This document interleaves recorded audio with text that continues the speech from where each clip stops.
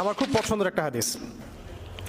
আল্লাহর কাছে দোয়া করি আল্লাহ পাক যেন আমাকে এবং আপনাদের সবাইকে হাদিসটার উপর আমল করা তৌফিক দান করেন এবং এই হাদিসটা প্রচার করা তৌফিক দান করেন। সহিহ মুসলিমের 9 নম্বর হাদিস আর মিশকাতুল মাসাবিহ যে বইটা আছে এই বইটার 2 নম্বর হাদিস। হাদিসটার নাম হচ্ছে হাদিসে জিবরিল। হাদিসে জিবরিল বা জিব্রাইল যেটা আপনারা বলেন।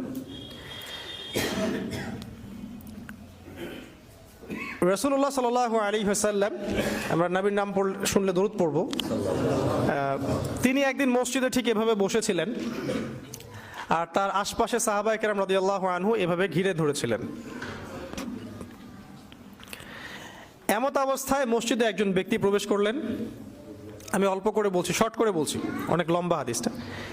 এমত অবস্থায় একজন ব্যক্তি মসজিদে প্রবেশ করলেন।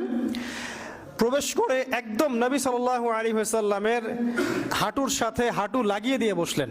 তাহলে কিভাবে বসলেন? তাশাহুদ আত্তাহিয়াতুর সময় আমরা যেমন করে বসি ঠিক এইভাবে বসলেন, নবী সাল্লাল্লাহু আলাইহি ওয়াসাল্লামের হাঁটুর সাথে হাঁটু লাগিয়ে দিয়ে, এবং নিজের 2 হাত আল্লাহ রাসূলের 2 উরুর উপরে রাখলেন। টিচার আর ওস্তাদের বসার আদবটা বুঝতে পারছেন? অবশ্য উনি বসে বলেন নাই রাসূল সাল্লাল্লাহু আলাইহি ওয়াসাল্লাম একটু তাকান, একটা ছবি তুলি, উনি এটা বলেননি। উনি বসলেন। আপনি গেলে কি করতেন? হুজুর একটু তাকান, আপনার ফোন নাম্বারটা একটু দেন হুজুর। এবার তাকে প্রশ্ন করছেন, ওই ব্যক্তি রাসূলুল্লাহ সাল্লাল্লাহু আলাইহি ওয়াসাল্লামকে প্রশ্ন করছেন, ইয়া মুহাম্মদ, বলছেন ইয়া মুহাম্মদ, হে মুহাম্মদ সাল্লাল্লাহু আলাইহি ওয়াসাল্লাম, আখবিরনি আনিল ইসলাম, আখবিরনি আনিল ইসলাম, আমাকে ইসলাম সম্পর্কে বলুন।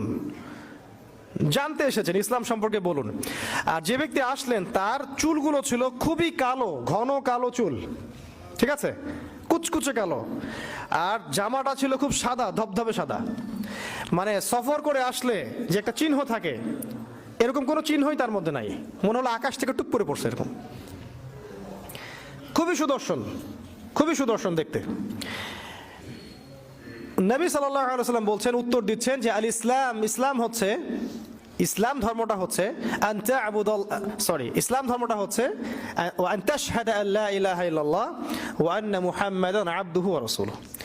ইসলামের প্রথম বিষয়টা হচ্ছে তুমি আল্লাহ ছাড়া কারো ইবাদত করবে না এবং এই সাক্ষ্য দিবে যে আল্লাহ ছাড়া কোনো ইলাহ নাই আর মুহাম্মদ সাল্লাল্লাহু আলাইহি ওয়াসাল্লাম আল্লাহর বান্দা এবং রাসূল। এই সাক্ষ্যটা আগে দিবে।